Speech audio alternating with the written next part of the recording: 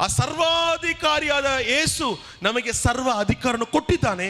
ಅದಕ್ಕೆ ನಾವು ಹಾಡ್ತೇವೆ, ಸಿಂಹದ ಮೇಲೂ ಸರ್ಪದ ಮೇಲೂ ನನಗೆ. ಕ್ರಿಸ್ತನಿಗೆ ಅಧಿಕಾರ ಬಂದ ಮೇಲೆ ಆ ಅಧಿಕಾರ ನನಗೂ ಬಂದಿದೆ. ಆತನನ್ನ ಶಿರಸ್ಸಾಗಿದ್ದಾನೆ, ನಾನು ಆತನ ಶರೀರವಾಗಿದ್ದೇನೆ. ಅದಕ್ಕೆ ಡೈಲಿ ಹೇಳಬೇಕು, ನಾನು ಕ್ರಿಸ್ತನ ಶರೀರವಾಗಿದ್ದೇನೆ. I am a body of Christ. ನನ್ನ ತಲೆ ಯೇಸು.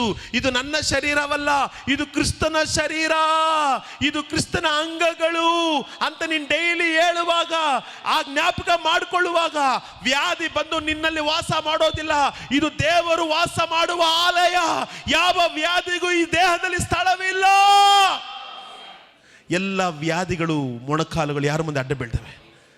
ಹಾಗಾದ್ರೆ ಯೇಸು ಎಲ್ಲಿದ್ದಾನೆ? ಈಗ ನನ್ನೊಳಗಿರೋದಾದರೆ ಎಲ್ಲ ಪ್ರಾಬ್ಲಮ್ಸ್ ನಿನ್ನ ಮುಂದೆ ಅಡ್ಡ ಬೀಳಬೇಕು, ಎಲ್ಲ ಸಮಸ್ಯೆ ನಿನ್ನ ಮುಂದೆ ಅಡ್ಡ ಬೀಳಬೇಕು, ಎಲ್ಲ ವ್ಯಾಧಿಗಳು ನಿನ್ನ ಮುಂದೆ ಅಡ್ಡ ಬೀಳಬೇಕು.